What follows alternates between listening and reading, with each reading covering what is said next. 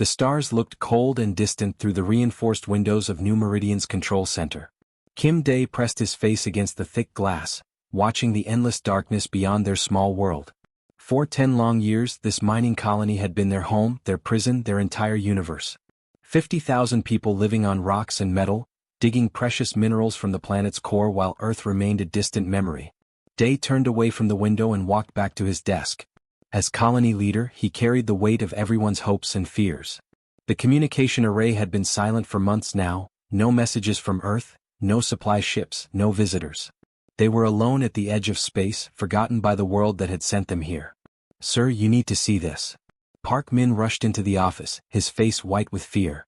The young communications officer rarely showed emotion, but now his hands shook as he held a data pad. Day took the device and studied the readings. His blood turned to ice. "Are you certain these numbers are correct?" "I checked them 5 times, Park Min said. "Long-range sensors show a massive fleet approaching our system. 300 ships, maybe more. They'll be here in 4 days." The data pad slipped from Day's fingers and clattered on the metal floor. 300 ships meant one thing in this part of space. The hegemony had found them.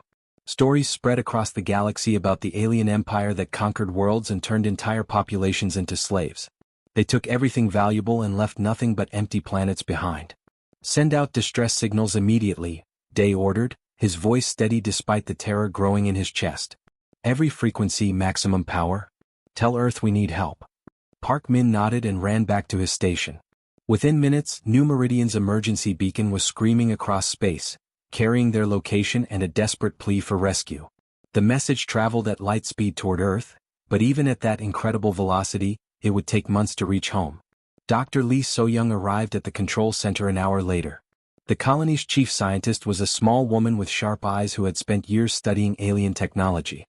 She examined the sensor data with growing alarm. "These ship designs match hegemony patterns," she said quietly. "Their weapons can turn our entire colony into melted metal in minutes. Our mining lasers and defense platforms are toys compared to what they're bringing." Day felt the weight of 50,000 lives pressing down on his shoulders. Men, women, children who had followed Earth's promise of a new life among the stars. Families who trusted him to keep them safe. "What are our options?" "We run or we hide," So-young replied. "Fighting is suicide. We can't run. Our ships are cargo haulers, not warships. They'd catch us before we cleared the asteroid belt." Day stared at the tactical display showing New Meridian's pathetic defenses. "And there's nowhere to hide 50,000 people." Security Chief Choi Won entered the room, his uniform crisp despite the crisis. The former Earth military officer had volunteered to protect the colony, but he had never expected to face an alien invasion. "Sir, I'm organizing civilian evacuation to the underground tunnels. The mining networks run deep enough to provide some protection from orbital bombardment." "Some protection," Day repeated bitterly. "Against 300 warships." The next 3 days passed like a nightmare. Every person on New Meridian knew death was coming. Some prayed, others worked frantically to strengthen their defenses, many simply held their families close. The communication arrays continued broadcasting their distress signal, but no response came from the empty space around them. Children asked their parents when Earth would send help. Adults lied and said rescue was coming soon. Everyone knew the truth. Earth was too far away, and even if their message had been received, no help would arrive in time. On the 4th day, alien ships began appearing on the edge of their solar system. First a few scout vessels, then the main fleet emerging from hyperspace like metal monsters crawling from the depths of hell. The hegemony armada spread across space, blotting out the stars with their dark hulls. Day stood in the emergency command bunker deep underground, watching the tactical display show enemy ships surrounding their world. 50,000 people waited in the tunnels below, listening to the rumble of alien engines overhead. Families huddled together in the mining shafts, sharing their last meals and telling stories to frighten children. Still no response from Earth? Day asked Park Min, though he already knew the answer. The young officer shook his head, tears streaming down his face. Through the bunker's periscope, Day watched alien ships take positions around New Meridian. Soon they would demand surrender. Soon they would turn free humans into slaves or corpses. The colony leader closed his eyes and thought about Earth, about the green hills and blue skies they had left behind to chase dreams among the stars. They had come so far from home, only to die alone in the darkness. No one would remember New Meridian. No one would mourn 50,000 souls lost at the galaxy's edge. They had believed Earth would protect them, but Earth was silent and the aliens were here. The invasion was about to begin. The morning sky of New Meridian turned black as alien ships blocked out the sun. War Commander Vextar stood on the bridge of his flagship, watching the small human colony through the viewing screen. His 4 yellow eyes gleamed with satisfaction as he counted the pathetic defenses below. A few mining platforms, some old cargo ships, and what looked like children's toys pretending to be weapons. Open communication channel to the surface, Vextar ordered in his deep, growling voice. His sharp teeth showed when he smiled, thinking about the easy victory ahead. The message crackled through every speaker on New Meridian. Even in the deep tunnels, families heard the alien commander's words translated by their computers. Humans of this small world, you have 6 hours to surrender. Give up now and become our workers. Fight us and you will all die. Choose wisely. Kim Day stood in the underground command center, his fists clenched tight. Around him, his officers waited for orders, their faces showing the fear they all felt. Above them, 300 alien warships hung like metal clouds, ready to rain death on everything they had built. What do we tell them? Park Min asked, his voice barely a whisper. Tell them nothing, Day replied. We don't negotiate with slavers. Security Chief Choi Won was already moving through the tunnels, organizing their desperate defense. The colony's mining lasers had been moved to new positions, their industrial cutting beams now pointed at the sky. Civilian volunteers carried whatever weapons they could find, mining tools, construction equipment, even kitchen knives. It was hopeless, but they would not go quietly. Dr. Lee So-young worked frantically in her laboratory, trying to boost their shield generators. The colony's defensive barriers were designed to stop space rocks, not military weapons, but every extra second of protection might save lives. Her hands shook as she rerouted power cables, knowing that her work would buy them minutes at most. The first attack came exactly 6 hours later. Vextar had no patience for waiting, and humans made poor slaves anyway. Better to make an example of this colony so other worlds would surrender faster. Red beams of death fell from the sky like burning rain. Alien plasma cannons melted buildings into glowing puddles of metal. The colony's outer defense ring lasted 30 seconds before disappearing in balls of fire. Mining Platform 7 exploded in a brilliant flash that could be seen from orbit. Shields holding at 60%, So-young reported as the bunker shook around them. Dust fell from the ceiling with each impact above. Return fire. Choi Won ordered through his communicator.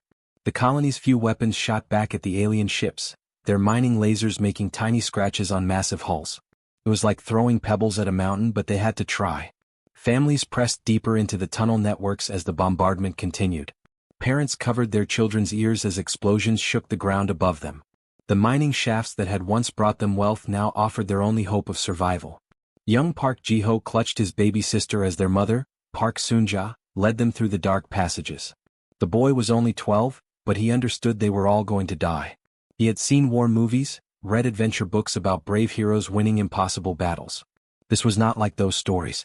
This was real fear, real death coming for real people. Where are we going, Mom? He whispered. To the deep mines, Soon-ja replied, trying to keep her voice calm. We'll be safe there. She was lying and they both knew it.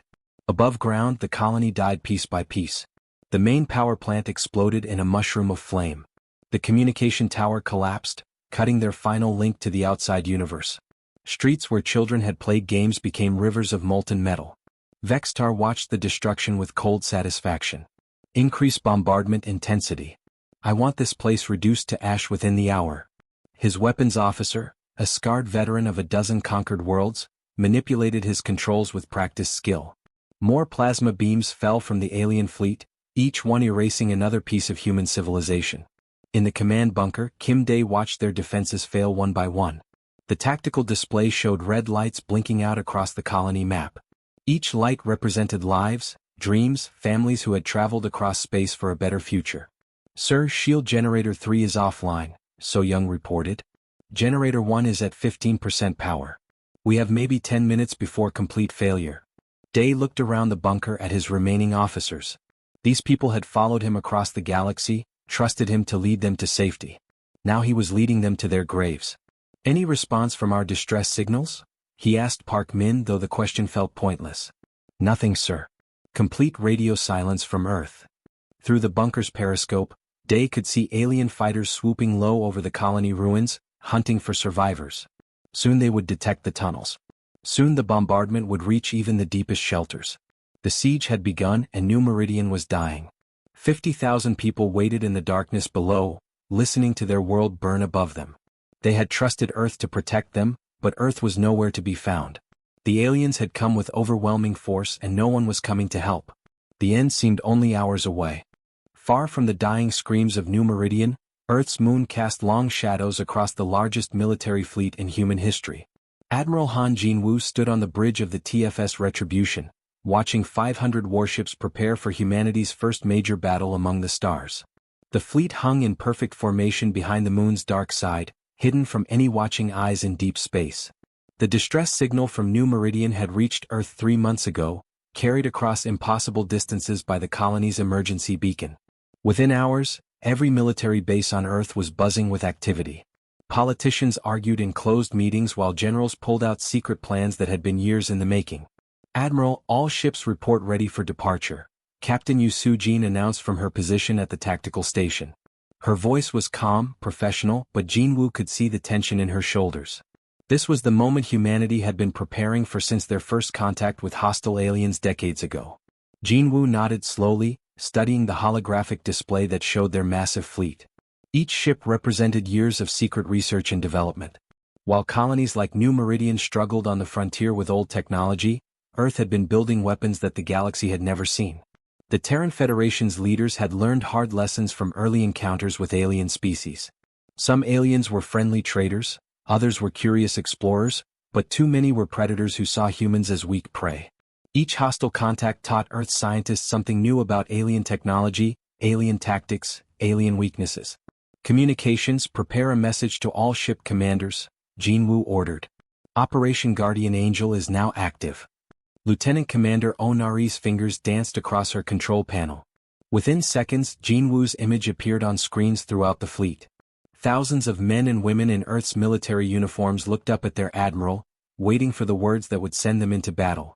"Soldiers of Earth," Jinwoo began, his voice carrying the weight of humanity's hopes. 3 months ago we received a cry for help from our people at New Meridian.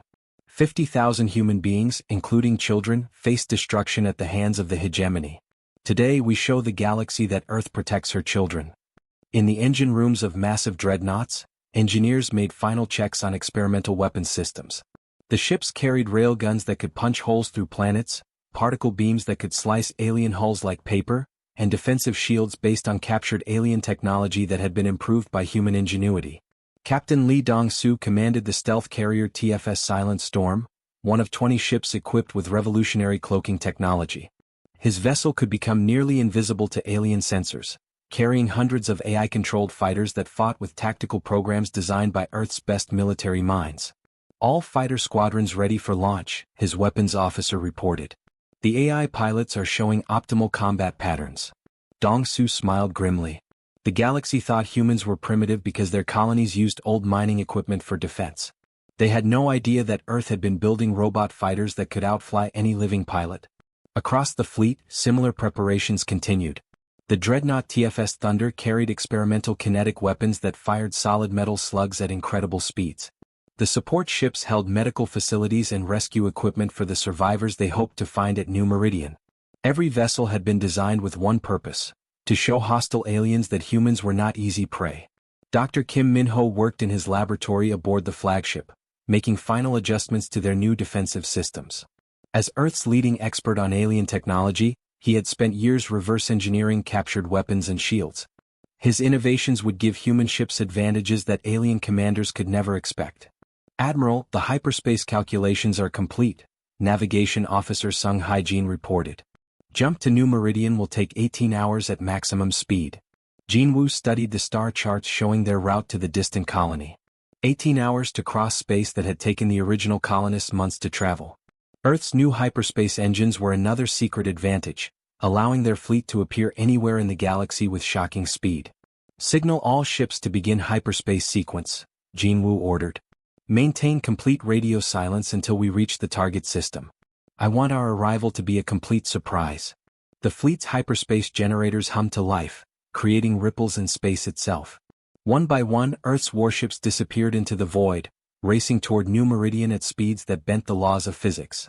As the TFS Retribution entered hyperspace, Jinwoo thought about the colonists fighting for their lives light years away. Kim Dae and his people probably thought Earth had abandoned them. They had no way of knowing that their distress call had triggered the largest military response in human history. The hegemony expected to find a helpless mining colony defended by obsolete equipment. Instead, they would face humanity's true military power. For years, Earth had played the role of a weak, primitive species while secretly building the most advanced war fleet the galaxy had ever seen.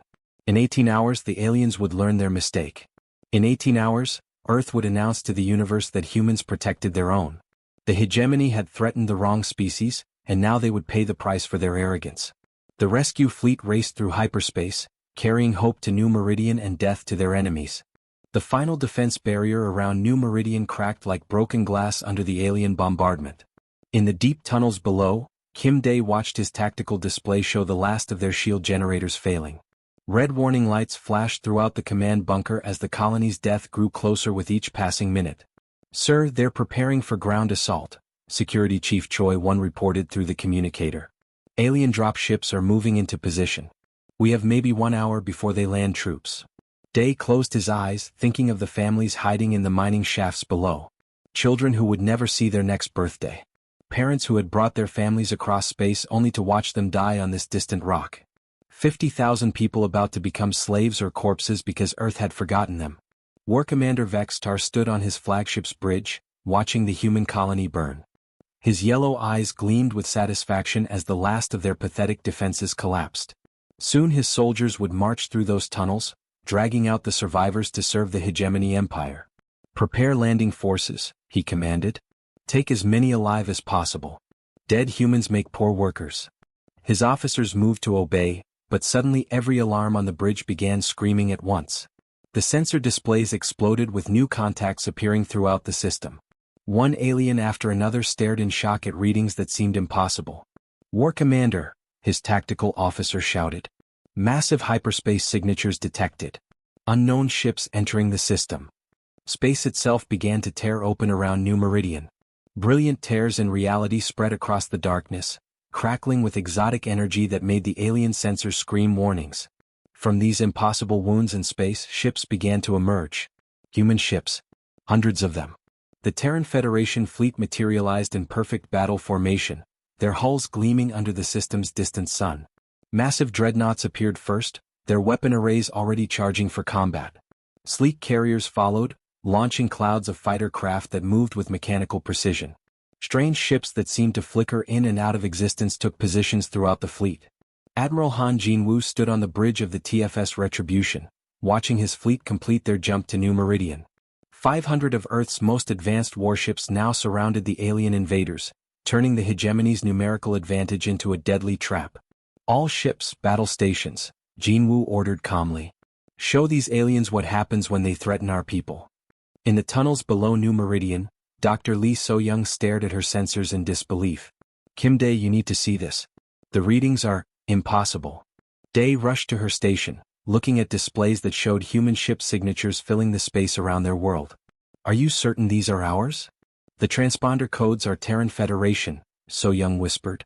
"But these ship designs, this technology, it's decades ahead of anything the colonies ever had." Through the bunker's periscope, they could see alien fighters scrambling in panic as human vessels took position between them and the planet.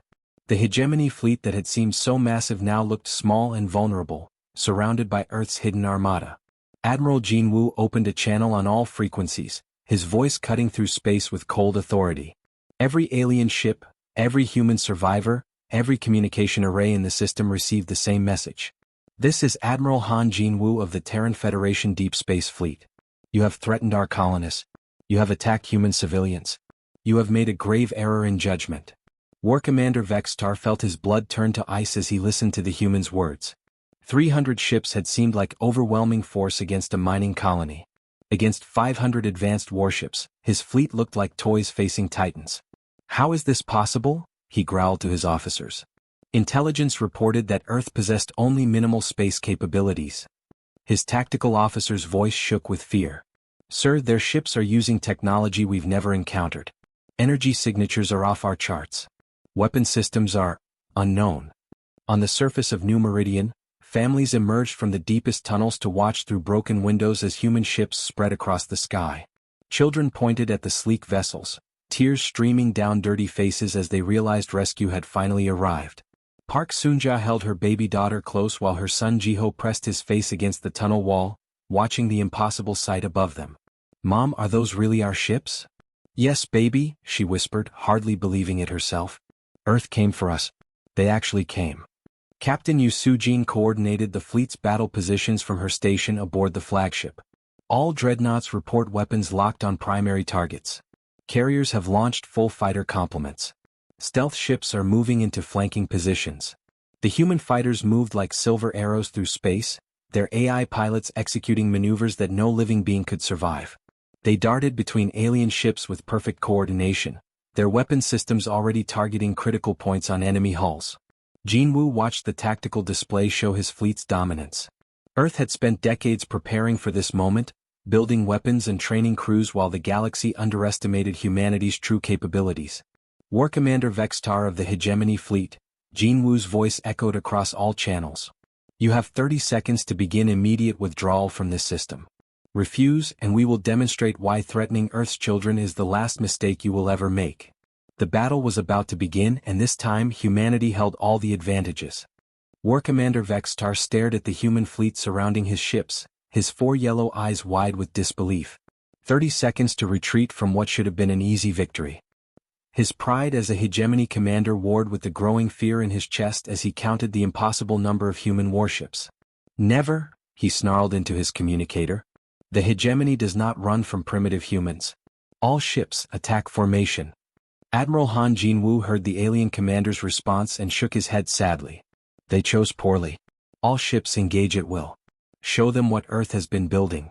The space around New Meridian exploded into the most one-sided battle the galaxy had ever witnessed. Human dreadnoughts opened fire with weapons that made the alien plasma cannons look like children's toys. Railguns launched solid metal slugs at incredible speeds, punching through hegemony hulls like bullets through paper. The first alien ship to die simply came apart in a cloud of debris and escaping air. Captain Yu Sujin watched the tactical display with cold satisfaction. Target their command vessels first. Let them see how humans protect their own.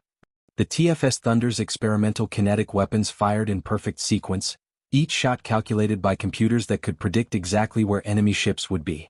3 hegemony destroyers disappeared in brilliant flashes as metal slugs traveling at nearly light speed tore them into scrap.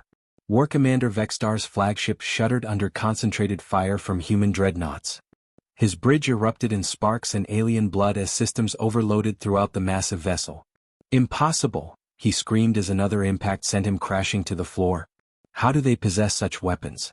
Captain Lee Dong-soo commanded his stealth carrier from the shadows, watching his AI fighters dance through the alien formation like deadly ghosts. The robot pilots moved within human precision, dodging enemy fire while their weapons found every weak point in alien armor.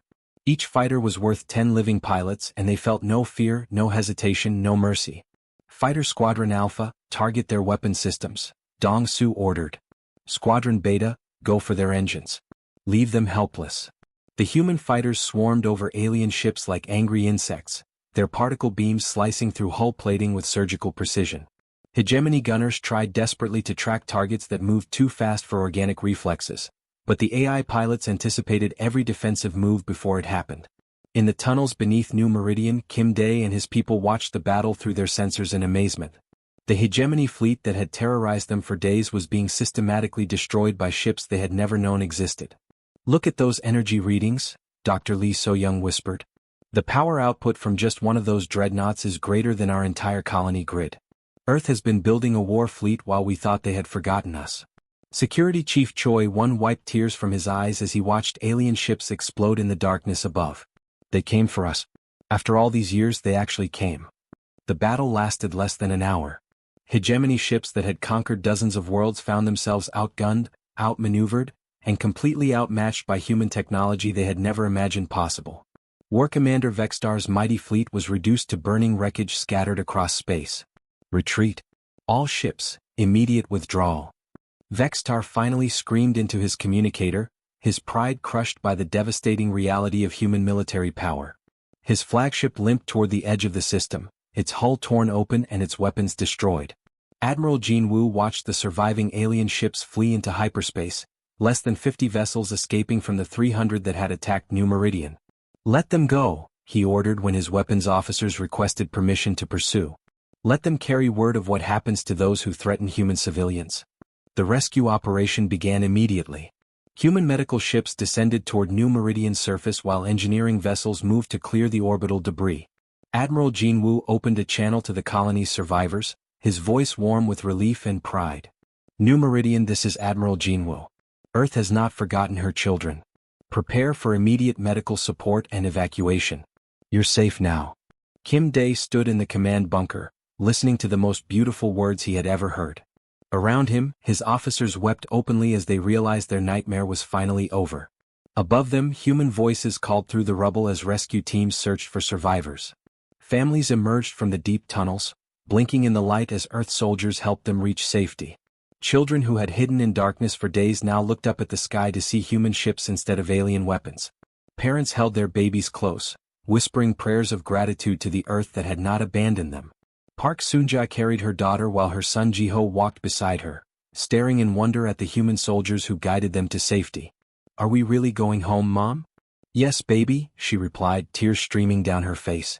"We're going home." The news of the battle spread across the galaxy within days. The hegemony, once feared throughout known space, spoke in whispered tones about the humans who had appeared from nowhere with impossible weapons. Other alien empires took note, realizing that the primitive colonists they had dismissed were protected by the most advanced military force the stars had ever seen. Earth's secret was revealed at last.